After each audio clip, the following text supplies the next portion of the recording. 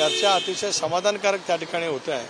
त्याच्यामुळे ज्या जागांच्या संदर्भामध्ये राष्ट्रवादी काँग्रेस पक्षाने भूमिका मांडली, शिवसेनेने मांडली, भारतीय जनता पक्षाच्या सुद्धा ज्या जागा त्या ठिकाणी होत्या त्या संदर्भामध्ये अतिशय योग्य पद्धतीने वाटप सुरू आहे। बारामती जागा राष्ट्रवादी लढणार बैठकीला जाणार आहात का? काही चर्चा आहे की तुम्ही केंद्रीय अपक्ष निवडणूक लढणार आहे असं म्हटलंय, तर विजय शिवतरेंना ज्यांना ज्या ठिकाणी लढायचं असेल त्याने लढावं।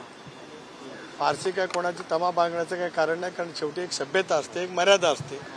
महायुतीमध्ये आम्ही काय कोणाच्यावरती काय फारसं अवलंबून आहोत असं कोणाला जर काय वाटत असेल तर ते त्यांनी त्यांचं समजून घ्यावं। तुम्ही दिल्लीला परत काही जागांवरनं अमित शाह यांची भेट घेणार आहात का आणि ती कधी घेणार आहात? हो, ज्या जागांच्या बाबतीमध्ये आम्हाला निर्णय करायचा आहे त्या संदर्भात या देशाचे नेते अमित शाह यांच्या समेत बैठक आहे।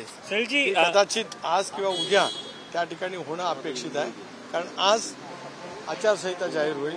स्वाभाविकपणाने तशा संदर्भातला निर्णय आता लवकरच 1-2 दिवसामध्ये त्या ठिकाणी अपेक्षित है। गडकरी साहब दिल्ली में कब जाने वाले हैं, क्या अभी स्थिति है महायुति में गठबंधन की?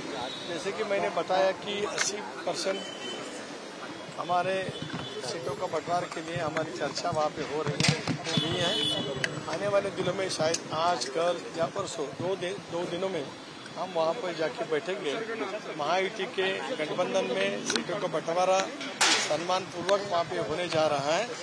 मैं ताकत से उम्मीद से यहाँ पे कहना चाहता हूँ, जब हमारा बंटवारा हो जाएगा, घोषित हो जाएगा, 45+ ये उद्दिष्ट सामने लेकर महायुति इस चुनाव के लिए सामने जाएगी। बीजेपी ने कुछ जगह पर जहाँ जिनकी सीटें जहाँ उनके उम्मीदवार में कोई गतिरोध नहीं है, सीटें जारी की 20 सीटें, क्या आपकी पार्टी भी जहाँ पर डिस्प्यूट नहीं है उन जगहों की लिस्ट जारी करेगी? कब तक आपकी लिस्ट आएगी? आज और कल 2 दिन के लिए हम राह देख रहे हैं। मुझे लगता है आप भी राह देखिए, सब जो होने वाला है अच्छा ही होने वाला है। पूरी ताकत से महायुति इंडिया के गठबंधन अलायंस आने वाले लोकसभा के चुनाव के लिए सज्ज है। गडकरी साहब राहुल गांधी अजितदादांमुळेच माझी किडनी खराब झालेली आहे, ते सर्वस्वी जबाबदार आहेत।